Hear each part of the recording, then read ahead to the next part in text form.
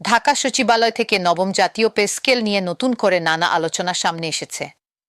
সরকারি কর্মকর্তা কর্মচারীদের মধ্যে দীর্ঘদিন ধরে যে প্রত্যাশা তৈরি হয়েছে তার পাশাপাশি এখন দেখা দিয়েছে নতুন কিছু প্রশ্ন ও অনিশ্চয়তা। নতুন বেতন কাঠামো কবে বাস্তবায়ন হবে, কত শতাংশ বেতন বাড়তে পারে এবং সরকারের আর্থিক সক্ষমতা কতটা, এসব বিষয় নিয়েই এখন আলোচনা সবচেয়ে বেশি। সাম্প্রতিক কিছু প্রতিবেদনে দাবি করা হচ্ছে পে স্কেল বাস্তবায়নের সম্ভাব্য আর্থিক প্রভাব নিয়ে সরকার নতুন করে হিসাব নিকাশ করছে। অর্থনৈতিক পরিস্থিতি, মূল্যস্ফীতি, বৈদেশিক মুদ্রার রিজার্ভ এবং সরকারের ব্যয়ের সক্ষমতার বিষয়গুলো বিবেচনায় নিয়েই সিদ্ধান্ত নেওয়ার চেষ্টা চলছে বলে জানা যাচ্ছে। তবে এর অর্থ এই নয় যে নবম পে স্কেল বাতিল হয়ে যাচ্ছে। বরং আলোচনার মূল বিষয় হতে পারে কিভাবে এবং কোন হারে নতুন বেতন কাঠামো বাস্তবায়ন করা হবে। কিছু প্রতিবেদনে বলা হচ্ছে প্রাথমিকভাবে তুলনামূলক বেশি হারে বেতন বৃদ্ধির যে ধারণা আলোচনায় ছিল সেটি নিয়ে এখন পুনর্বিবেচনা হতে পারে। এমনকি অপেক্ষাকৃত কম হারে বেতন বৃদ্ধির একটি প্রস্তাব নিয়েও আলোচনা হচ্ছে বলে দাবি করা হচ্ছে। তবে এসব প্রস্তাব এখনও চূড়ান্ত সিদ্ধান্ত নয়। সরকারি প্রজ্ঞাপন বা আনুষ্ঠানিক ঘোষণা না আসা পর্যন্ত কোনো নির্দিষ্ট শতাংশকে নিশ্চিত বলা যাবে না। এখানে সবচেয়ে গুরুত্বপূর্ণ হয়ে উঠছে মূল্যস্ফীতির বিষয়টি। বর্তমান সময়ে নিত্য প্রয়োজনীয় পণ্য, বাসা ভাড়া, শিক্ষা, চিকিৎসা এবং অন্যান্য খরচ বেড়ে যাওয়ায় সরকারি কর্মচারীদের একটি বড় অংশ মনে করছেন বর্তমান বেতন কাঠামো দিয়ে আগের মতো জীবনযাত্রা বজায় রাখা কঠিন হয়ে পড়েছে। অন্যদিকে অর্থনীতিবিদদের একটি অংশ মনে করেন বেতন বৃদ্ধি প্রয়োজন হলেও সেটি রাষ্ট্রের সামগ্রিক আর্থিক সক্ষমতার সঙ্গে সামঞ্জস্যপূর্ণ হতে হবে। কারণ সরকারি কর্মচারীদের বেতন ভাতা বাড়লে সরকারের নিয়মিত ব্যয় উল্লেখযোগ্যভাবে বাড়বে। এই জায়গায় একটি সম্ভাব্য ধারণা নিয়ে আলোচনা হচ্ছে সব গ্রেডে একই হারে বেতন না বাড়িয়ে প্রয়োজন অনুযায়ী ভিন্ন হারে সুবিধা দেওয়া। অর্থাৎ নিম্ন গ্রেডের কর্মচারীদের তুলনামূলক বেশি সুবিধা এবং উচ্চ গ্রেডের কর্মচারীদের তুলনামূলক কম হারে বেতন বৃদ্ধির মাধ্যমে একটি ভারসাম্য তৈরি করা যেতে পারে। এই ধরনের কাঠামোর উদ্দেশ্য হতে পারে নিম্ন আয়ের সরকারি কর্মচারীদের উপর মূল্যস্ফীতির চাপ কিছুটা কমানো এবং একই সঙ্গে সরকারের অতিরিক্ত ব্যয় নিয়ন্ত্রণে রাখা। তবে এর বিপরীত যুক্তিও রয়েছে। উচ্চপদস্থ কর্মকর্তাদের একটি অংশ মনে করতে পারেন দায়িত্ব ও দক্ষতার সঙ্গে সামঞ্জস্যপূর্ণ বেতন কাঠামো না থাকলে সরকারি খাতে দক্ষ জনবল ধরে রাখা কঠিন হতে পারে।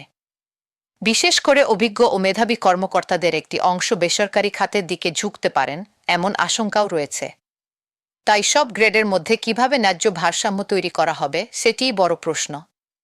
এর পাশাপাশি রয়েছে অর্থের সংস্থান। নতুন পে স্কেল বাস্তবায়নে সরকারের অতিরিক্ত কত টাকা প্রয়োজন হবে সেই হিসাবও গুরুত্বপূর্ণ। অতিরিক্ত অর্থের উৎস হতে পারে রাজস্ব আয় বৃদ্ধি, সরকারি ব্যয় কমানো অথবা অন্যান্য আর্থিক ব্যবস্থা। কিন্তু প্রতিটি ক্ষেত্রেই রয়েছে চ্যালেঞ্জ। রাজস্ব আদায় প্রত্যাশা অনুযায়ী না হলে সরকারের হাতে অতিরিক্ত অর্থের সংকট তৈরি হতে পারে। আবার নতুন কর আরোপ করলে সাধারণ মানুষের উপর বাড়তি চাপ পড়ার আশঙ্কা রয়েছে। অন্যদিকে সরকারি ব্যয় কমানোর উদ্যোগ নেওয়া হলেও বাস্তবে কতটা অর্থ সাশ্রয় করা সম্ভব হবে সেটিও একটি বড় প্রশ্ন। লিনমিয়ে পে স্কেলের অর্থায়ন করাও সহজ সমাধান নয়। কারণ দেশের সামগ্রিক ঋণ পরিস্থিতি, বাজেট ঘাটতি এবং আন্তর্জাতিক ঋণদাতা প্রতিষ্ঠানগুলোর বিভিন্ন শর্ত বিবেচনায় রেখেই সরকারকে সিদ্ধান্ত নিতে হবে। এদিকে সরকারি কর্মচারীদের সংগঠনগুলোর অবস্থানও বেশ গুরুত্বপূর্ণ। তাদের বক্তব্য হল দীর্ঘদিন ধরে জীবনযাত্রার ব্যয় বাড়লেও সেই অনুপাতে বেতন কাঠামো পরিবর্তন হয়নি। ফলে কর্মচারীদের ন্যায্য আর্থিক দাবি পূরণ করা সরকারের দায়িত্ব। কিছু কর্মচারী সংগঠন পূর্ণাঙ্গ পে স্কেল বাস্তবায়নের দাবিতে আন্দোলনের কর্মসূচির কথাও বলছে। তবে কোনো কর্মসূচি বাস্তবায়নের ক্ষেত্রে আইন ও সরকারি চাকরির বিধিবিধান মেনে চলার বিষয়টিও গুরুত্বপূর্ণ। অন্যদিকে সাধারণ মানুষের মধ্যেও এ নিয়ে ভিন্ন মত রয়েছে। একটি অংশ মনে করে সরকারি কর্মচারীদের বেতন বাড়ানোর পাশাপাশি নিত্য প্রয়োজনীয় পণ্যের দাম নিয়ন্ত্রণ এবং সাধারণ মানুষের জীবনযাত্রার ব্যয় কমানোর দিকেও সরকারের সমান গুরুত্ব দেওয়া উচিত। কারণ দেশের বড় একটি জনগোষ্ঠী এখনও সীমিত আয়ের উপর নির্ভর করে জীবনযাপন করছে।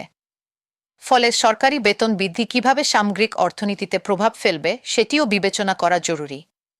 তবে বিশেষজ্ঞদের মতে পে স্কেলকে শুধু বেতন বৃদ্ধির বিষয় হিসেবে দেখলে চলবে না। এর সঙ্গে প্রশাসনিক সংস্কারও যুক্ত করা প্রয়োজন।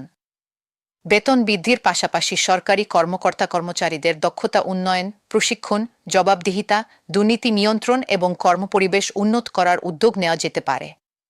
একই সঙ্গে সরকারি সেবা আরও দ্রুত ও স্বচ্ছ করার জন্য ডিজিটাল ব্যবস্থা শক্তিশালী করাও গুরুত্বপূর্ণ। অনেক সরকারি প্রতিষ্ঠানে এখনও ফাইল ও প্রশাসনিক কার্যক্রম সম্পন্ন করতে দীর্ঘ সময় লাগে। তাই নতুন বেতন কাঠামোর পাশাপাশি কর্মদক্ষতা ও সেবার মান উন্নয়নের বিষয়টিও গুরুত্ব পাওয়া প্রয়োজন। শিক্ষা ও স্বাস্থ্য খাতের কর্মীদের বিষয়টিও বিশেষভাবে বিবেচনা করা যেতে পারে। শিক্ষকরা দেশের ভবিষ্যৎ প্রজন্ম গড়ে তোলার গুরুত্বপূর্ণ দায়িত্ব পালন করেন।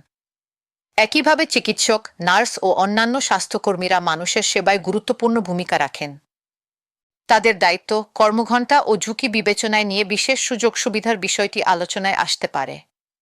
আইনশৃঙ্খলা রক্ষাকারী বাহিনীর সদস্যদের ক্ষেত্রেও দায়িত্ব ও ঝুঁকির বিষয়টি বিবেচনা করা গুরুত্বপূর্ণ। পুলিশ সহ বিভিন্ন নিরাপত্তা বাহিনীর সদস্যরা অনেক সময় প্রতিকূল পরিবেশে দায়িত্ব পালন করেন।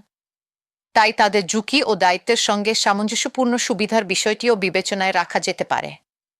এর পাশাপাশি স্থানীয় সরকার প্রতিষ্ঠানগুলোর কর্মচারী এবং চুক্তিভিত্তিক কর্মীদের বিষয়টিও গুরুত্বপূর্ণ।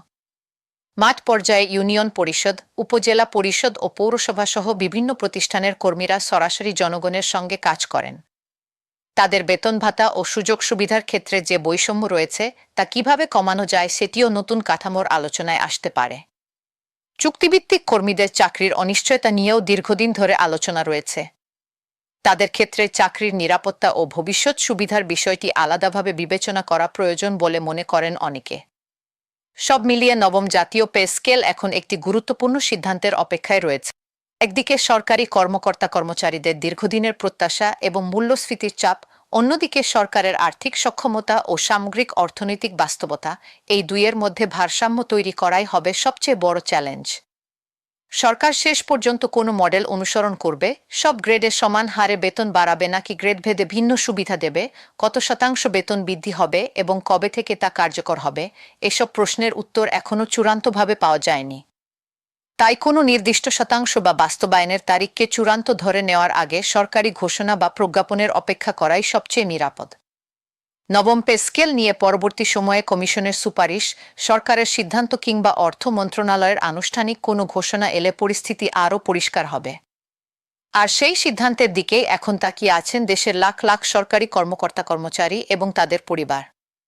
নবম পে স্কেল শেষ পর্যন্ত কতটা সুবিধা নিয়ে আসবে, কারা বেশি সুবিধা পাবেন এবং কবে থেকে নতুন কাঠামো কার্যকর হবে, এসব প্রশ্নের উত্তর নির্ভর করছে চূড়ান্ত সরকারি সিদ্ধান্তের উপর।